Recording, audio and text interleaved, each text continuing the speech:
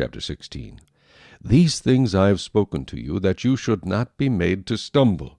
They will put you out of the synagogues. Yes, the time is coming that whoever kills you will think that he offers God service.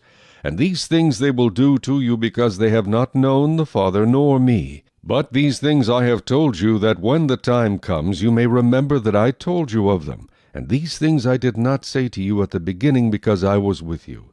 But now I go away to him who sent me. And none of you asks me, Where are you going? But because I have said these things to you, sorrow has filled your heart. Nevertheless I tell you the truth. It is to your advantage that I go away. For if I do not go away, the Helper will not come to you. But if I depart, I will send him to you. And when he is come, he will convict the world of sin, and of righteousness, and of judgment. Of sin, because they do not believe in me. Of righteousness, because I go to my Father, and you see me no more. Of judgment, because the ruler of this world is judged. I still have many things to say to you, but you cannot bear them now. However, when he, the Spirit of truth, has come, he will guide you into all truth. For he will not speak on his own authority, but whatever he hears he will speak, and he will tell you things to come. He will glorify me, for he will take of what is mine and declare it to you. All things that the Father has are mine. Therefore I said that he will take of mine and declare it to you. A little while, and you will not see me, and again a little while, and you will see me, because I go to the Father. Then some of his disciples said among themselves, What is this that he says to us? A little while, and you will not see me, and again a little while, and you will see me. And because I go to the Father. They said therefore, What is this that he says, a little while? We do not know what he is saying. Now Jesus knew that they desired to ask him, and he said to them, Are you inquiring among yourselves about what I said? A little while, and you will not see me, and again a little while, and you will see me. Most assuredly I say to you, that you will weep and lament, but the world will rejoice, and you will be sorrowful, but your sorrow will be turned into joy.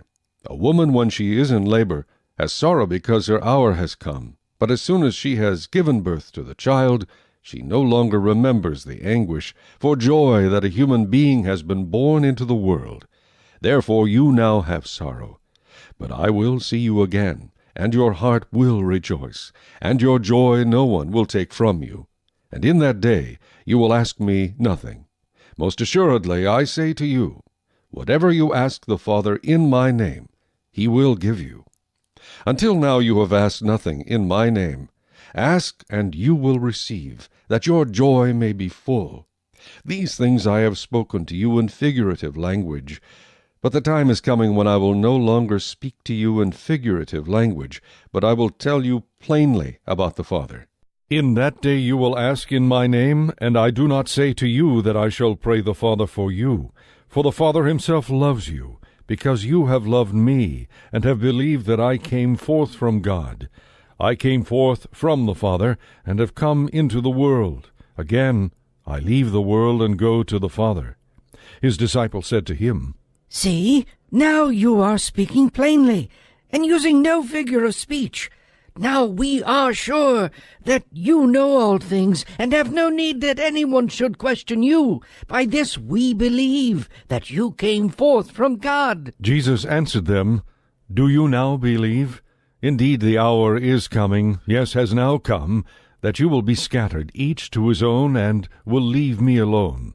And yet I am not alone, because the Father is with me. These things I have spoken to you, that in me you may have peace. In the world you will have tribulation, but be of good cheer. I have overcome the world.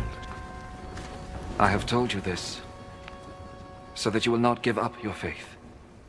You will be expelled from the synagogues, and the time will come when those who kill you will think that by doing this they are serving God.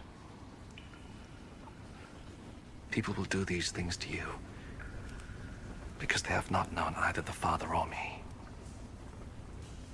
But I have told you this so that when the time comes for them to do these things, you will remember what I told you.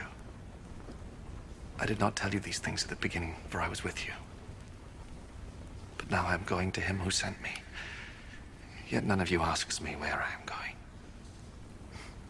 And now that I have told you, your hearts are full of sadness. But I am telling you the truth. It is better for you that I go away.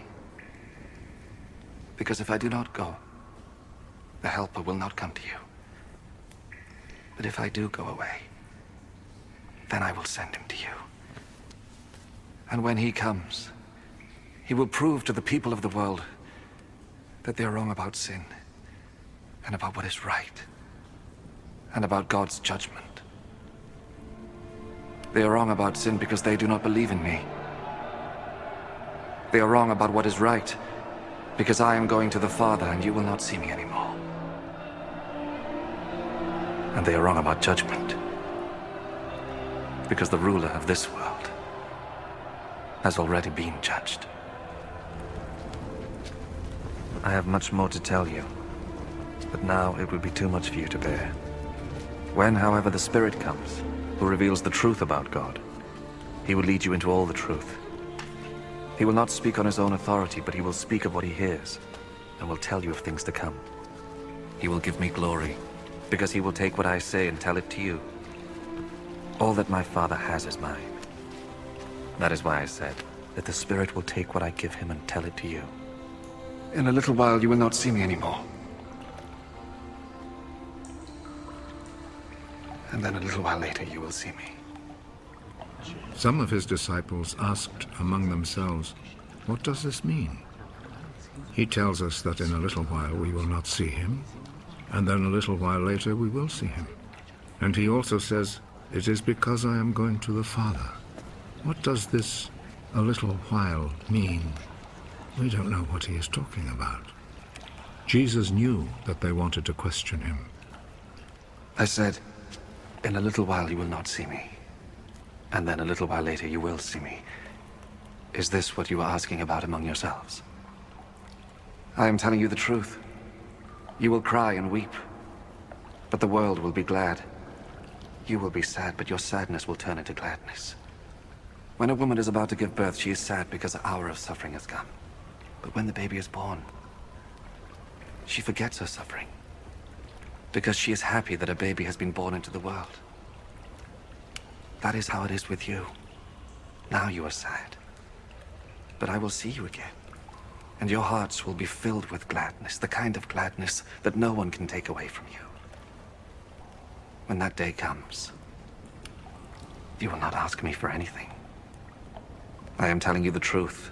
The Father will give you whatever you ask of him in my name. Until now, you have not asked for anything in my name. Ask and you will receive, so that your happiness may be complete.